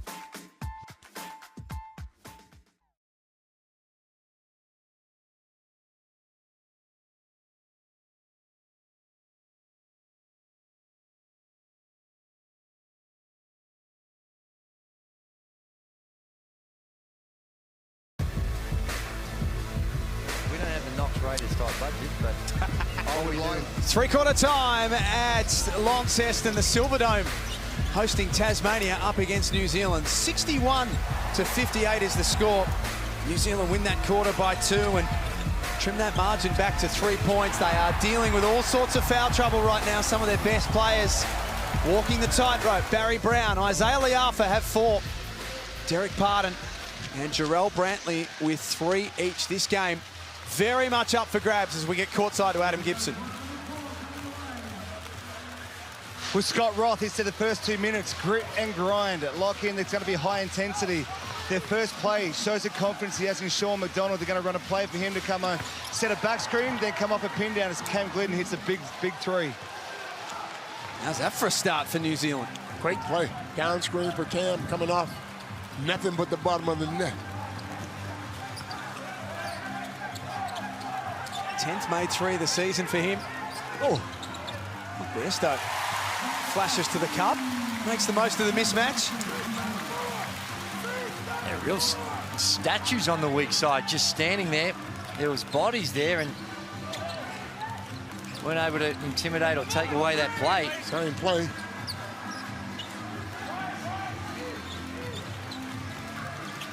Shot clock down to 5, Liafa. Great look for Vodanovic, buries it. Well, they can get it going, New Zealand, from the three-point line, which across the season hasn't been great for them. Been better in the last 5 or 6 games. Sean McDonald. Solid, he's solid. Yeah, he sure is. For the last 2 possessions, you can see that there is real tentative on the defensive end. That drive there, just trying to really avoid the contact, do what he can just to intimidate the shot. The play before that, weak side, just standing around. That's what happens when you got guys in foul trouble. Here's the Amy replay. First play of quarter number 4. There's Glidden and then Vodanovic. Next trip down the floor. No free throws to come. You love to see that from someone like Brantley too. Just enjoying someone else's success. Vodanovic has missed a few. He was 0 of 4 before that one. Knocks it down. You see the joy, the high five, and the facial expressions that just reinforce it. Vodanovic and making sure that he stays confident with that 3 ball. 18 of 25 from the line tonight, New Zealand. 72%, I should say. Tasmania, much more polished, 18 of 21. 65 each, early stages of the final quarter. Kelly, still working. Never gave up. Tough. Hard-nosed.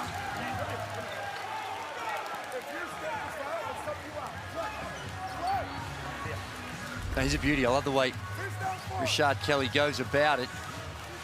And there's just the work on the rim, stays with the play. Thought he got fouled.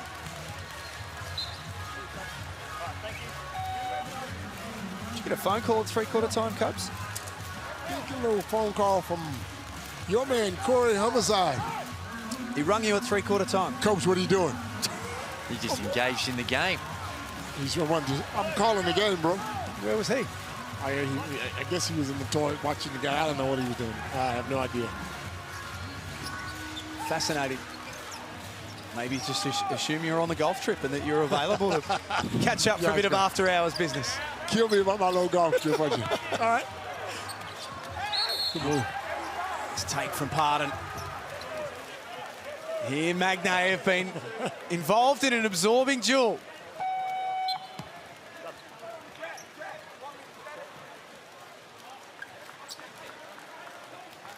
And still, Pardon stays with 3 fouls, which he had at the half.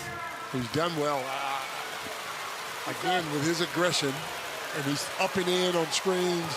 He's switching. He's bumping cutters. For him to stay in this game and not have another foul, he's done extremely well. Can be a little consistent. I think he's already provided burgers for the state of Tasmania. But shoots it on the season at 70% from the free throw line. There's been a lot of those. That was his 12th, 8 of 12 now from the free throw line for Derek Parton.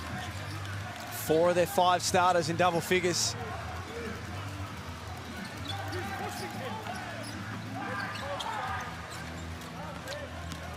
Majet. Out for McDaniel. Offensive foul. Oh. And still these two just niggle away at each other. Guys. See, here's the thing. That's a brave foul. That is, and you know what? There was contact. There was a real small push-up, but he could have stayed on his feet if he wanted to. But if he doesn't fall on the ground, then they don't call that charge. So what's right? Well, it's hard. It's a hard decision the officials have got to make, and somehow or other just trying to figure out how much contact you need to have in those circumstances. And it's a bit of a lottery right now, which way it's going to go.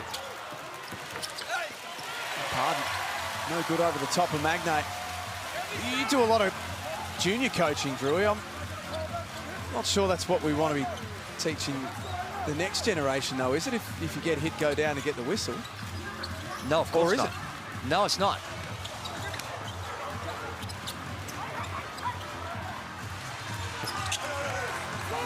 But it's one of the has been, will be, and forever will be the hardest decision you've got to make from judgment about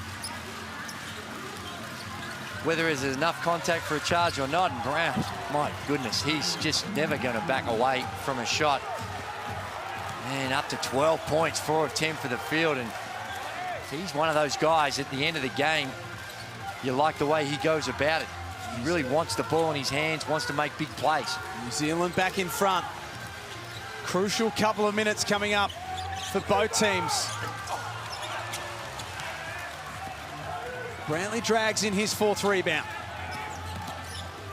Sort of was only Magnay ahead, so tried his luck. Parton on the offensive glass foul. Well, he's a beauty. He is an absolute beauty. The way he works, he takes nothing away from anyone else. One of the better screeners. Now, comes out, can set an on-ball screen, works his tail off from the boards, and what we've seen him on the defensive end, he's not going to light up too many highlight reels, but gee whiz, he's a tired guy you'd want to have on your team. Breakers lead by 1 at the Silverdome.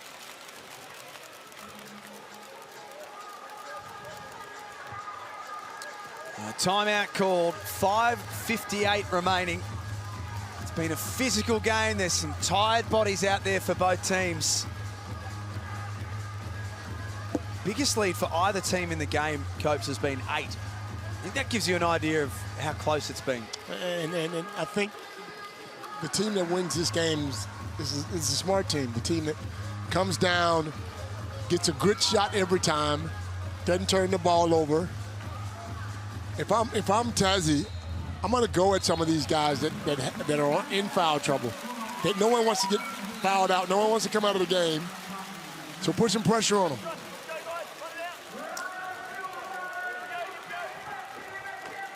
Monty Mayor looking to make win number 7. If they can get the job done tonight.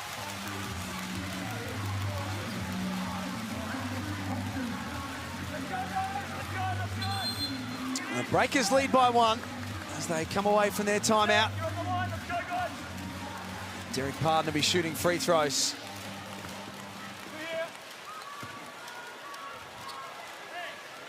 The Breakers will play again on Sunday.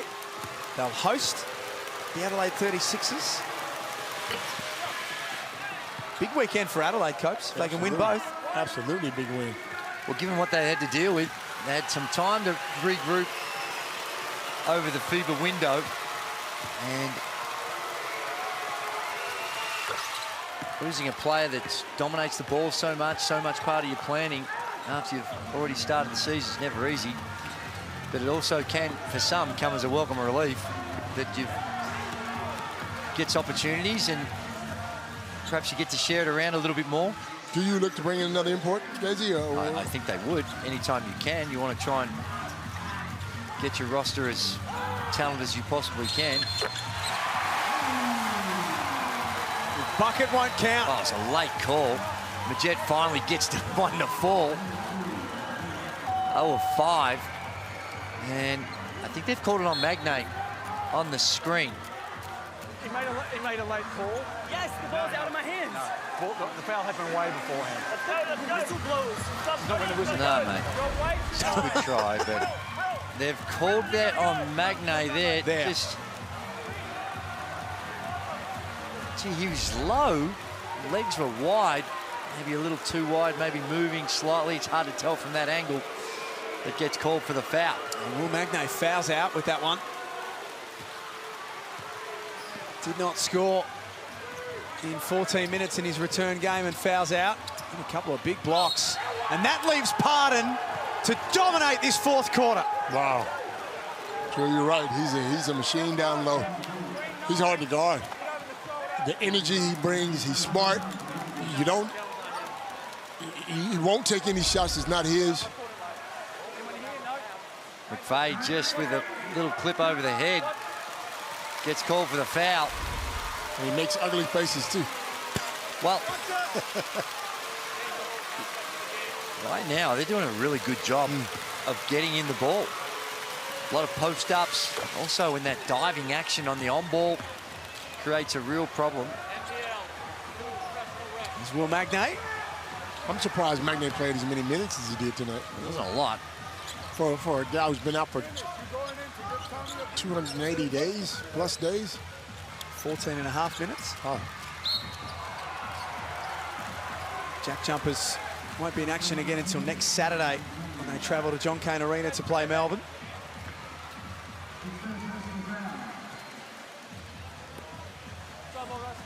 Five wins and 5 losses for the season. But 2 of those 5 losses have been against the Breakers, which we spoke about. One of them was just an annihilation, and JackJumpers just have not been able to score. 65 in one game, 62 in the next. And doing a little bit better here in this one.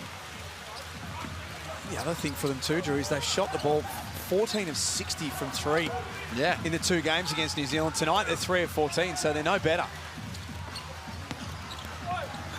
Bairstow whips a pass baseline for McVeigh. It's the side of the backboard. Kelly cleans it up.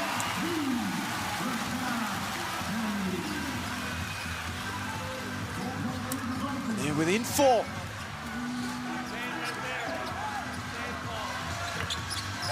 Brantley has that one rattle out. Tasmania dodge a bit of a bullet. So we start to turn for home. Kelly, O-board. Kelly's just a monster on the boards, isn't he? McDonald wide open. Fouled while shooting the 3. The youngster's off to the free throw line for 3.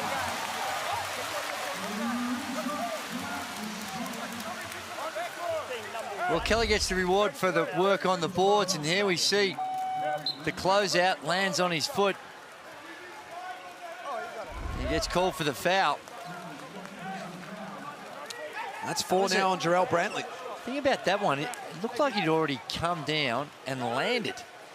So I'm surprised if he's going to the free throw line, because he'd already landed and then he landed on his foot and then there was a little bit of contact. So to me, that's after the shot if you've landed. But and that's what they call. Okay. Officials came together and changed the call. Casey, you got one right. Rare as rocking horse droppings, but eventually got one. Broken clocks. Twice a day, isn't it? Yes, sir. Yeah.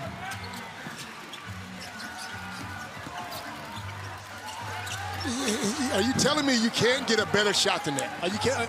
No, you definitely can. Am I seeing something? Particularly when you're 2 of 14. Now, that's the sort of shot if things are going for and you're feeling it, maybe. But that, to me, for a Garner's generally a really smart player. And that's 5 on the big fella. He's 4, out of I here. think. 4. It's only 4. Yeah, 4th foul. and gets called for a moving screen. Wow. Everyone out there right now for New Zealand has 4 fouls except for Will McDowell-White. Come on, Will, get in the game, brother. Pardon, Brantley, Le'Arthur, Brown Jr., all with 4. And McDonald drives all the way in, swatted away, but there's Kelly once more. Kelly's a grown man on that bench, on that board. 2-point game at the Silverdome.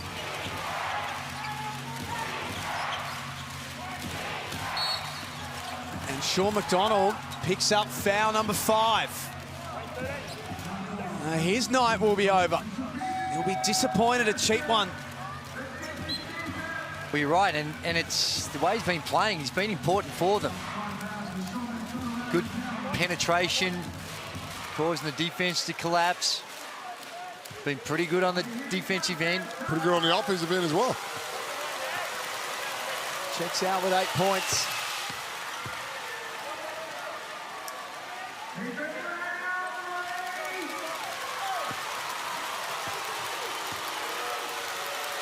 Isaiah Le'Arthur goes 2 of 2.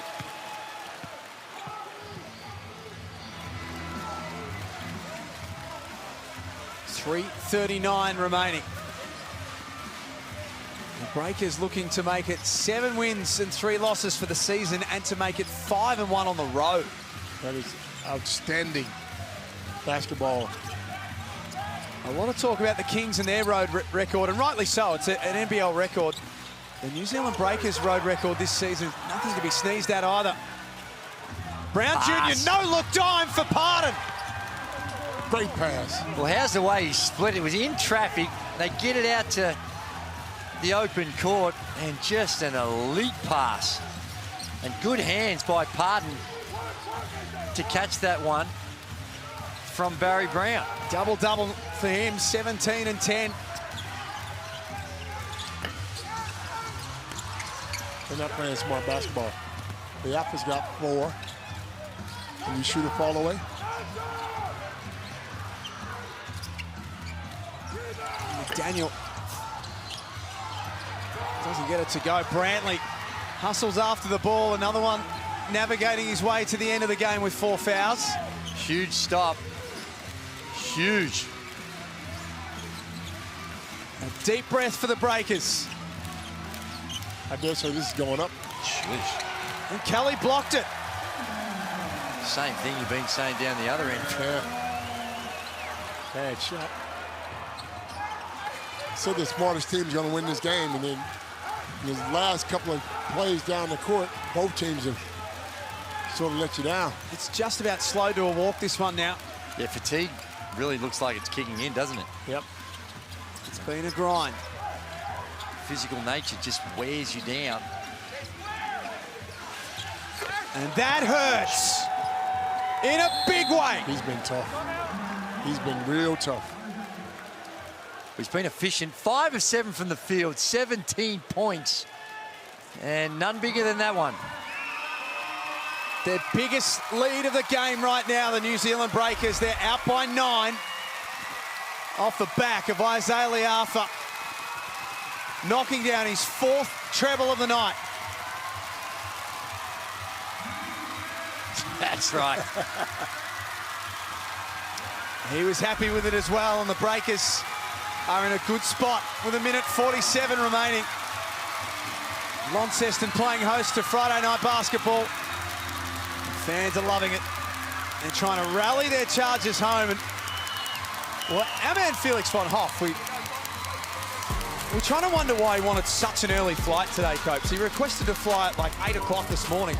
Right. Now we know why. He stopped past the Launceston Monkey Park today. Did he? That's off his Instagram. Felix? At the Bachelor. Thirsty work, huh? Okay. Interesting. I like it. How'd you go down there? You know, boys, You know what? I didn't actually catch on camera, but I just jumped in that little bath there and had a bit of a sponge bath. It's a nice hot and humid day. But I was doing some reconnaissance work. Now, you guys mentioned I wasn't going to have a good night in Lonnie. I'll tell you what. Apparently, the Lonnie is open till 4 a.m. So we're kicking this thing on late. Don't you worry about that. Casey knows all too well. 4 a.m. That's only a warm-up for our man Felix. That's pre-drinks, 4 a.m. Wow. JackJumpers need some scores, and they're going to have to do it in pretty quick time. That's, again, not a great shot. Designated play to go to Steindl, but what happens when it's covered? Where's your next action? And it wasn't there on that occasion. Just a forced shot, and there's a terrible pass. Full foul. Jet jacks it up and in. Well, I give him credit. 2 of 15 before that one. 0 of 5 from the three-point line. He's now 1 of 6. He's brave. And desperate time calls for desperate measures. And perhaps when everything seems like it's lost, you just loosen the shackles a little bit more relaxed when there's not the same level of pressure. Comes down and knocks one and gives themselves a chance with 6-point deficit and 1:20 remaining. It's a long time. It is. 21. New Zealand need to be smart here. Move that ball around, make sure you get a good shot. Throw it inside to this guy who's been a monster inside, offensively and defensively. This game, Copes, in the fourth quarter, just needed someone to grab a hold of it, and he's done exactly that. You know, and it's because the coach has gone to him. They look like they were intent on getting him the ball as much as possible, and he has not let them down. No, and I like it. I like the way that they have identified the target down low and gone to him. It runs the floor really well as well. Good hands. And you know what? I also like the fact that Brantley and Brown and others along the way have said, well, yeah, we're happy to throw it in there. Yep. We're not just going to think about ourselves and what about me? It's about, well, we found somewhere, a target we want to go to, and let's milk that. And that's why I like this team. I said that they seem to get along quite well. Any team that's all in on the defensive end, you're always going to give yourself a chance. 100%. This is going up. The offensive rebound by Brantley, and the Breakers can wind this clock down. They're up by 6. Less than a minute to play.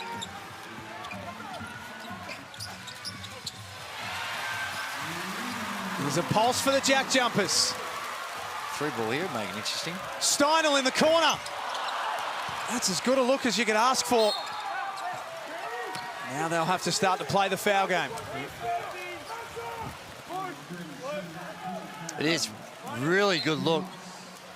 Kicking up the floor, nothing wrong with the shot, just doesn't drop. But you're happy to have Steindl, even though it's his first game. He's missed a lot of basketball. Still happy to have him shoot that ball. When and where? Who's when? Abercrombie all the way to the other end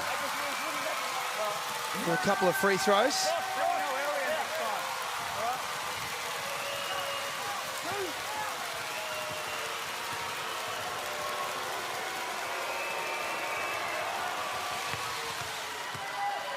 And veteran Abercrombie cooling a crisis. 5-1 on the road, huh? They win this 5-1 on the road. It's a hell of a record. And they go back home on Sunday to play the Adelaide 36ers. If they win both, Copes, if they tick the box here, which they've got their noses in front now, and they win on Sunday, they are 8-3 after 7 rounds. That's amazing. It's a great start. At some point, we've got to start talking about this team. No, I think we're already beyond that point. I think we are talking about them, and I think they have earned the right to be considered contenders. And I like the balance of the team.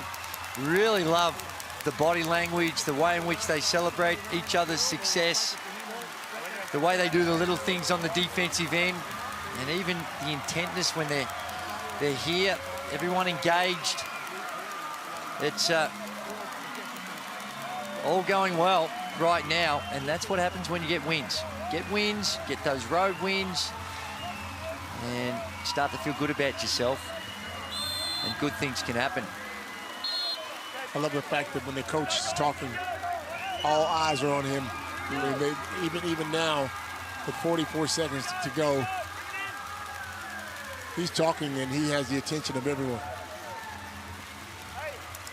Not always like that, Gazy. Not always like that, bro. Well, you know, the thing here is that we talk about their record, but we've seen with teams, we've seen it with the Perth Wildcats, we've seen it with good teams this year. You can take nothing for granted. You can drop 4 as easily as you can win 4 some of the time. The way this season unfolds, such parity from top to bottom, it's going to be a real grind.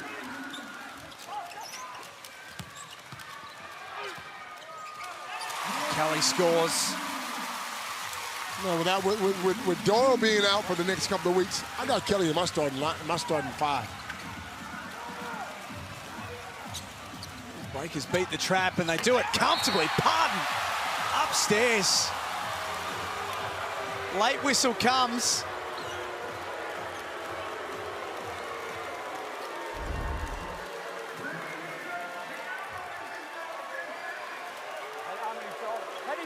Goes up, comes down, a little friendly fire too. Pardon collects Brantley on the way down. Put a knot on that forehead, didn't he?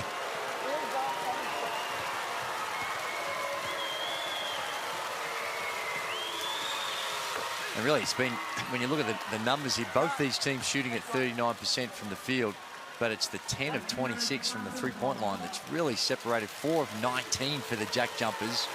And the free throws as well, Gazy. And the free throws, 36 free throw attempts, 28 of 36 for the Breakers, 18 of 21. Really good free throw shooting by the Tasmanian JackJumpers.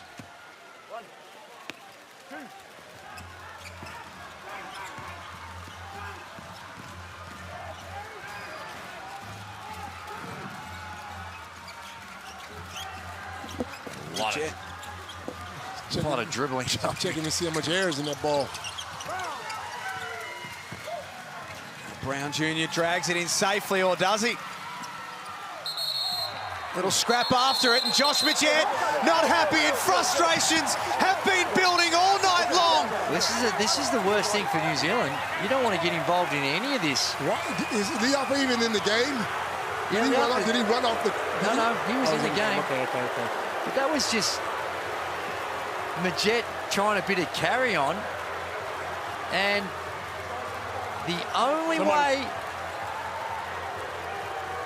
New Zealand lose this game from this point is something crazy, and something crazy might have happened.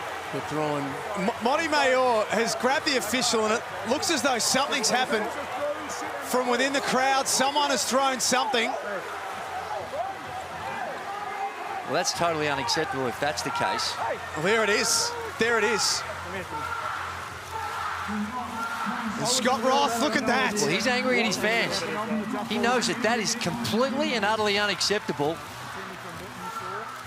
Wouldn't be the first time in basketball we've seen something happen from something being thrown. That's the class of Scott Roth. And he's prepared to call out his own fans when they do something stupid. Let's get down to Felix, who's right in amongst it. Yeah, boys, look, I wouldn't be too quick to judge here. The clappers were going off, and you know how easily they break and fall off. So I actually think the bloke that they're sort of looking at the moment, I think the clapper's just broken and it happened to go towards the huddle. So there may be a bit of innocence here. We'll give the benefit of the doubt to the Tassie crowd, but I think it might just be a broken clapper. Go back to the original incident. You see Isaiah Liafa come straight in as well. Well, go back to the original incident. Well, there was nothing in it. Josh Majette. He's just rolling on the ground. And you know, and that happens. That happens. Smart play by Majette. Well, I've got to try and say, get them to do something foolish here, and just shows a little aggression, and he almost got rewarded for it. There's a clapper. Come in. If it's come off the clapper, it's come off a long way. Let's just say that. Yeah, I think clapper coming. Don't put it over. It's some aggressive clapping if the clapper's going to go that far. Steindl with a late bucket, that won't count. And Be smart, just play. They'll see this one through to the end, a fiery finish to the game. The Jet with one last chance at the buzzer.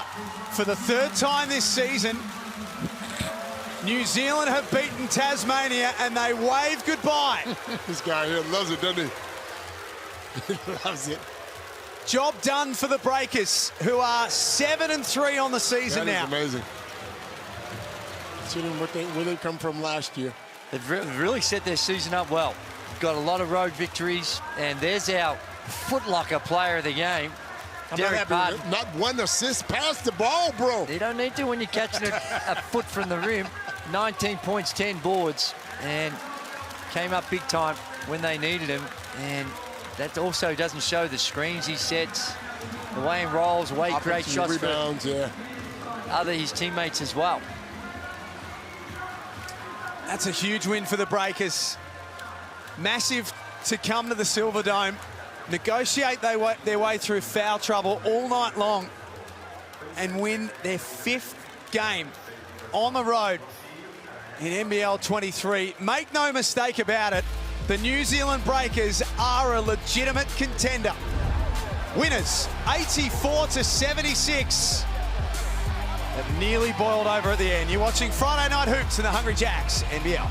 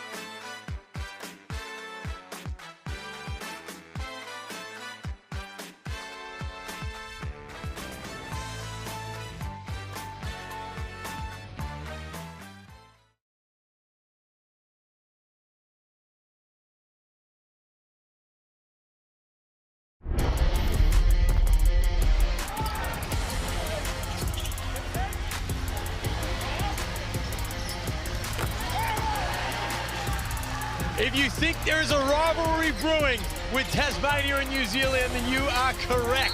Almost boiling over at the end. New Zealand up against it in foul trouble. Find a way to pull that out of Gibson, all on the back of a massive game from Derek Barton. Well, he was phenomenal. 19 points, 10 rebounds, 17 free throws is incredible. It means he's doing his work inside the paint, as we see here.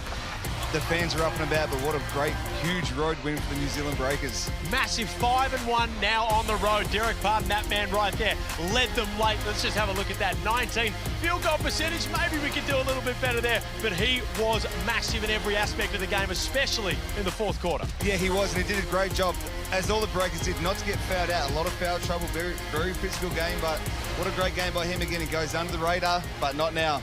It was fantastic, I'll tell you what. This is a game for the ages.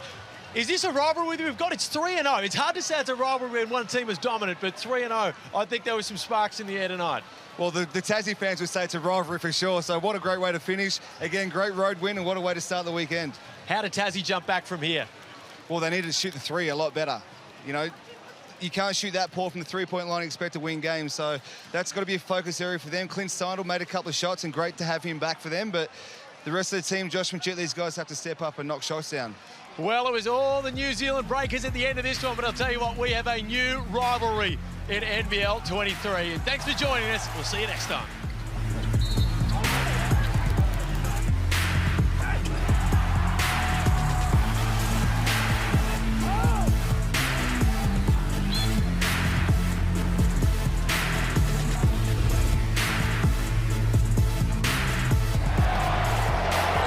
This program is brought to you by Hungry Jack's and Bunnings Warehouse.